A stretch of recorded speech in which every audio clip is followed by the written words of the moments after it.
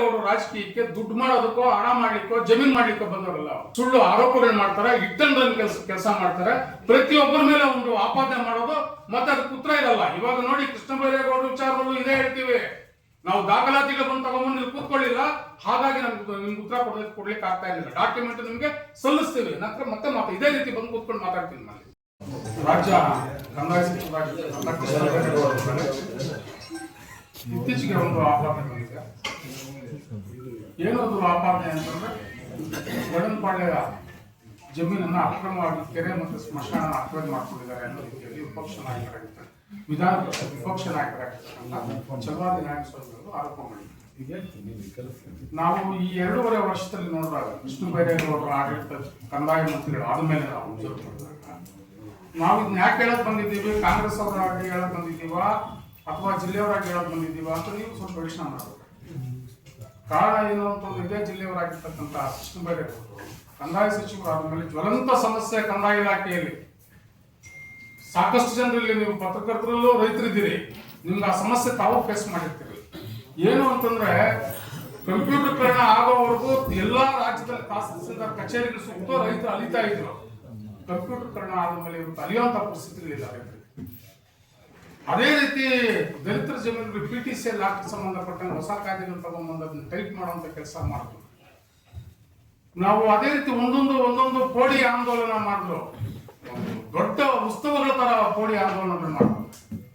ಜ್ವಲಂತ ಸಮಸ್ಯೆ, permanent problems ಅದು ರೆವಿನ್ಯೂ ಡಿಪಾರ್ಟ್ಮೆಂಟ್ ಅಲ್ಲಿ ಸುದೀರ್ಘವಾಗಿರ್ತಕ್ಕಂಥದ್ದು. ಕಂದಾಯ ಇಲಾಖಾ ಇತಿಹಾಸದಲ್ಲೇ ಪುರಸ್ತಾಪಕ್ಕೆ ಪರ್ಮನೆಂಟ್ ಸೊಲ್ಯೂಷನ್ ಕೊಟ್ಟವರು ಕೃಷ್ಣ ಬೈರೇಗೌಡರು. ಉತ್ತಮವಾಗಿ ನಾವು ಇದನ್ನ ಹತ್ಕೊಂಡು ಮಾತಾಡ್ಬೇಕು ಅಂತ ಮಾಧ್ಯಮ ವಿಪಕ್ಷ ನಾಯಕ, ವಿಧಾನ ಪರಿಷತ್ ವಿಪಕ್ಷ ನಾಯಕ ಚಲವಾದಿ ನಾರಾಯಣಸ್ವಾಮಿ ಆರೋಪ ಮಾಡೋ ವೇಳೆಗೆ ಬೆಳಗಾವಿ ಅಧಿವೇಶನ ನಡೀತಾ ಇತ್ತು. ಅಧಿವೇಶನದಲ್ಲಿ ಸಂಕ್ಷಿಪ್ತವಾಗಿ ಮಾತಾಡಿದ್ರು. ಏನು ಅಂತಂದ್ರೆ ಇದು ನಾವು ಬಂದಿರ್ತಕ್ಕಂಥದ್ದು ಮೈಸೂರು ಆಸಕ್ತಾರದಲ್ಲಿ ನಮ್ಮ ತಾಪ್ನವ್ರಿಗೆ ಬಂದಿರ್ತಕ್ಕಂಥದ್ದು. ಅಂದ್ರೆ ಈಗ ಆಲ್ರೆಡಿ ಸಾಕಷ್ಟು ಜನ ಹೇಳಿದ್ದಾರೆ, 3 ಪ್ರೆಸ್ ಮೀಟ್ ಆಗಿದೆ, ಮುನರಾಜಣ್ಣವರು ಮಾತಾಡಿದ್ದಾರೆ. ನಾನು ಅದ್ರ ಬಗ್ಗೆ ಜಾಸ್ತಿ ಮಾತಾಡೋದು ಚೆನ್ನಾಗಿ ಕಾಣಲ್ಲ. ಏನು ಅಂತಂದ್ರೆ ಕೃಷ್ಣ ಬೈರೇಗೌಡರು ಹುಟ್ಟಕ್ಕೆ ಮುಂಚೆ ಆಗಿರ್ತಕ್ಕಂಥ ಅವ್ರ ತಾತವ್ರ ಕಾಲದಲ್ಲಿ ಆಗಿರ್ತಕ್ಕಂಥ ಕ್ರಯದ ಪ್ರಕ್ರಿಯೆ, ಅದನ್ನ ಇಟ್ಕೊಂಡು ಅದ್ರ ಮೇಲೆ ವಿಭಾಗ ಪತ್ರ ಮೂಲಕ ಮತ್ತೆ ಕೋರ್ಟ್ಗೆ ಹೋಗಿ ಕೋರ್ಟ್ ಮೂಲಕ ಅದನ್ನ ಖಾತೆ ಆಗಿರ್ತಕ್ಕಂಥದ್ದು.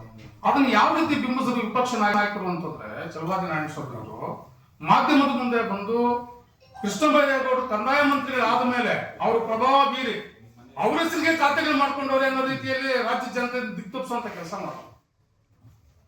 ಇದನ್ನು ನಾವು ಜನತೆಗೆ ಸ್ಪಷ್ಟಪಡಿಸಬೇಕಾಗಿರ್ತಕ್ಕಂಥ ಜಿಲ್ಲೆಯವರಾಗಿ ನಮ್ಮ ಜವಾಬ್ದಾರಿಯಿಂದ ಬಂದಿದ್ದೀವಿ. ನೀವು ದಾಖಲಾತಿಗಳು ಕೊಡ್ತೀವಿ, ಯಾವ್ದು ದಾಖಲಾತಿಗಳು ಮುಚ್ಚಿತಕ್ಕೆ ಆಗಲ್ಲ, ಯಾವ್ದು ಮುಚ್ಚಿಕ್ಕಾಗಲ್ಲ. ಕಾರಣ ಏನು ಅಂತಂದ್ರೆ ನ್ಯಾಯಾಲಯದಿಂದ ಬಂದು ವಿಭಾಗ ಪತ್ರ ಮೂಲಕ ಆಗಿದೆ, ಮುಚ್ಚಿಟ್ಟಕ್ಕೆ ಆಗಲ್ಲ. ನಾವು 3 ಪೆಟ್ಟಿಗೆಯಿಂದ ಮುಚ್ಚಿಟ್ಟಿದ್ದೀರಾ? ನಾವು ನಿಮ್ಮ ಹತ್ರ ಸ್ಪಷ್ಟಪಡಿಸಿ ಎತ್ಕೊಂಡ್ಬಂದು ಡಾಕ್ಯುಮೆಂಟ್ ಕೊಡೋ ಜವಾಬ್ದಾರಿ ನಮ್ದು. 50 ಎಕರೆ ಜಮೀನು ಒಳಗಿರ್ತಕ್ಕಂಥ ಕೆರೆ, ಬೇಚರ ಗ್ರಾಮ, ಕೆರೆ, ಸ್ಮಶಾನ ಎಲ್ಲ ಒಂದೇ ಕುಟುಂಬಕ್ಕೆ ಸಂಬಂಧಪಟ್ಟಿರ್ತಕ್ಕಂಥದ್ದು. ಆಜು ಬಾಜು ಹೋಬಳಿಯಲ್ಲಿರ್ತಕ್ಕಂಥ ಗ್ರಾಮಗಳ ಸ್ಮಶಾನದಲ್ಲಿ ಎತ್ಕೊಂಡೋಗಿ ಅಲ್ಲಿ ಶವ ಸಂಸ್ಕಾರ ಮಾಡಿರ್ತಕ್ಕಂಥ ಇತಿಹಾಸಗಳೇನು ಇಲ್ಲ. ಆ ಒಂದೇ ಕುಟುಂಬಕ್ಕೆ ಸಂಬಂಧಪಟ್ಟಿರ್ತಕ್ಕಂಥದ್ದು. ಆ ಸ್ಮಶಾನ ಜಾಗ ಆಗಿರ್ಲಿ, ಕೆರೆ ಜಾಗ ಆಗಿರ್ಲಿ, ಮಿಸ್ಯೂಸ್ ಆಗಿರ್ತಕ್ಕಂಥದ್ದೇನು ಇಲ್ಲ ಅಲ್ಲಿ. ನೀವು ಹೋಗಿ ಮಾಧ್ಯಮದವರು ಕೃಷ್ಣ ಬೈರೇಗೌಡರು ಮುಕ್ತವಾಗಿ ಆಹ್ವಾನ ನೀಡಿದ್ರು. ವಿಪಕ್ಷ ನಾಯಕರು ನೀವು ಬನ್ನಿ, ಮಾಧ್ಯಮದವರು ಬನ್ನಿ, ಕೆರೆ ಒಂದೇ ಒಂದು ಸ್ವಲ್ಪ ಕೂಡ ನಾವು ಮಿಸ್ಯೂಸ್ ಮಾಡಿಲ್ಲ, ಕೆರೆನ ಅಚ್ಚುಕಟ್ಟಾಗಿ ಹಂಗೆ ಉಳಿಸ್ಕೊಂಡಿದ್ದೀವಿ. 1 ಎಕರೆ ಜಮೀನು ಸ್ಮಶಾನ ಅಂತ ಹೇಳ್ತಾ ಇದ್ರಿ, ನಮ್ಮದೇ ಕ್ರೈಕ್ ಬಂದಿರ್ತಕ್ಕಂಥ ಜಮೀನು ಬಂದು ನೋಡ್ರಿ, ನಾವೇನು ಮಿಸ್ಯೂಸ್ ಮಾಡ್ಕೊಂಡಿಲ್ಲ, ಅಲ್ಲೇ ಇದೆ ಜಮೀನು. ಆ ಒಂದೇ ಬೇಚರ ಗ್ರಾಮ ಅಂತ ಒಂದೇ ಮನೆ, ಅದು ಆ ಒಂದೇ ಮನೆಗೆ ಸಂಬಂಧಪಟ್ಟಿರ್ತಕ್ಕಂಥ 251 ಎಕರೆ ಜಮೀನಿಗೆ ಸಂಬಂಧಪಟ್ಟಿರ್ತಕ್ಕಂಥ ಪ್ರಾಪರ್ಟಿ. ಅದೇನೋ ಗ್ರಾಮಸ್ಥರಿಗೆ ಇವ್ರು ಅಡ್ಡಪಡಿಸಿ ಅವ್ರ ಸ್ಮಶಾನಕ್ಕೆ ಅವನ್ನ ಏನು ಶವ ಸಂಸ್ಕಾರ ಮಾಡೋದಕ್ಕೆ ಇವ್ರು ಅಡ್ಡಿಪಡಿಸ್ತಾವ್ರೆ, ಕೆರೆ ನೀರು ಬಿಡಿದ್ರೆ ತೊಂದರೆ ಮಾಡ್ತಾವ್ರೆ, ಬೇರೆ ಗ್ರಾಮಸ್ಥರಿಗೆ ತೊಂದರೆ ಆಗಿದೆ ಅನ್ನೋದ್ರೆ ನಿಮ್ ಪ್ರಶ್ನೆಗೆ ನಾವು ಉತ್ತರ ಕೊಡ್ಬೇಕು. ಇದು ನಿಜಾನೂ ಸಹ ಅಂತ ಒಪ್ಕೊಂಬೋದು. ನಾವು ಅವ್ರದೇ ಆಗಿರ್ತಕ್ಕಂಥ ಬೇಚರ ಗ್ರಾಮ, ಅವ್ರದೇ ಜಮೀನು, ಅದನ್ನ ವಿಪಕ್ಷ ನಾಯಕನ ಎತ್ಕೊಂಡ್ ಬಂದ್ಬಿಟ್ಟು ಎಂತ ಭ್ರಷ್ಟಾಚಾರ ಮಾಡೋರು ನೋಡಿ. ಕಂದಾಯ ಮಂತ್ರಿಗಳು ಬಹಳ ಸಾಚ, ಬಹಳ ಮೇಧಾವಿ ತರ ಮಾತಾಡ್ತಾನೆ. ಅವ್ರ ಆತ್ಮ ಪ್ರಭಾವ ಬೀರ ಹೆಸರಿಗೆ ಖಾತೆ ಮಾಡ್ಕೊಂಡ್ಬಿಟ್ಟವನೆ ಅಂತ ಹೇಳ್ಬಿಟ್ಟು ರಾಜ್ಯದ ಜನತೆ ತಪ್ಪಿಸಿದಾಗ ನಾವು ಮಾತಾಡ್ಬೇಕಾಗುತ್ತಲ್ಲ. ನಾವು ಈ ಕೀಳು ಮಟ್ಟದ ರಾಜಕಾರಣ, ಕೀಳು ಮಟ್ಟಗಳ ಮಾತುಗಳನ್ನು ಮಾತಾಡುವಂಥದ್ದು ಇದು ಇದಕ್ಕೆ ಹವ್ಯಾಸ ಆಗಿದೆ. ಯಾರಿಗೆ? ಚಲವಾದಿ ನಾರಾಯಣಸ್ವಾಮಿ ಅವರಿಗೆ ಹವ್ಯಾಸ. ಅವರು ಛಲವಾದಿ ನಾರಾಯಣಸ್ವಾಮಿಗಳೇ. ಅವರು ಯಾವಾಗ ಕಾಂಗ್ರೆಸ್ ಅಲ್ಲಿ ಇದ್ದಾಗ ಕಾಂಗ್ರೆಸ್ ಅಲ್ಲಿ ಓಡಾಡೋ ಛಲವಾದಿ ನಾರಾಯಣಸ್ವಾಮಿಗಳಾಗಿದ್ರು. ಯಾವಾಗ ಬಿಜೆಪಿ ಅವರು ಕೊಳುಕು ನಿಕ್ಕಂಡು ತಲೆ ಮೇಲೆ ಇಟ್ಕೊಂಡು ಬಂದ್ರು ಅವಾಗ ಅವರು ಛಲವಾದನ ಬಿಟ್ಬಿಟ್ರು, ಮನುವಾದನ ಅಪ್ಕೊಂಡ್ಬಿಟ್ರು. ಹಾಗಾಗಿ ಅವರು ಮನುವಾದಿ ನಾರಾಯಣಸ್ವಾಮಿ ಆಗಿದ್ದಾರೆ. ಯಾರು ಪ್ರಾಮಾಣಿಕರಿದ್ದಾರೆ ಅವ್ರನ್ನೇ ಟಾರ್ಗೆಟ್ ಮಾಡ್ತಾರೆ, ಸುಳ್ಳು ಆರೋಪಗಳು ಮಾಡ್ತಾರೆ, ಇಟ್ಟಂಡ್ರನ್ ಕೆಲಸ ಮಾಡ್ತಾರೆ, ಪ್ರತಿಯೊಬ್ಬರ ಮೇಲೆ ಒಂದು ಆಪಾದನೆ ಮಾಡೋದು, ಮತ್ತೆ ಅದಕ್ಕೆ ಉತ್ತರ ಇರಲ್ಲ. ಇವಾಗ ನೋಡಿ ಕೃಷ್ಣ ಬೈರೇಗೌಡರ ವಿಚಾರದಲ್ಲೂ ಇದೇ ಹೇಳ್ತೀವಿ, ನಾವು ದಾಖಲಾತಿಗಳನ್ನು ತಗೊಂಡ್ಬಂದು ಇಲ್ಲಿ ಕೂತ್ಕೊಳ್ಳಿಲ್ಲ, ಹಾಗಾಗಿ ನಿಮ್ಗೆ ಉತ್ತರ ಕೊಡ್ಲಿಕ್ಕೆ ಆಗ್ತಾ ಇಲ್ಲ, ಡಾಕ್ಯುಮೆಂಟ್ ನಿಮ್ಗೆ ಸಲ್ಲಿಸ್ತೀವಿ, ನಂತರ ಮತ್ತೆ ಇದೇ ರೀತಿ ಬಂದು ಕೂತ್ಕೊಂಡು ಮಾತಾಡ್ತೀನಿ ನಾನು. ಕಾರಣ ಏನು ಅಂತಂದ್ರೆ ಯಾವುದೇ ಕಾರಣಕ್ಕೂ ಒಂದೇ ಒಂದು ಇಂಚಷ್ಟು ಅಲ್ಲಿ ಜಮೀನು ದುರುಪಯೋಗ ಆಗಿಲ್ಲ, ಭ್ರಷ್ಟಾಚಾರ ಕೈಗೊಂಡಿಲ್ಲ.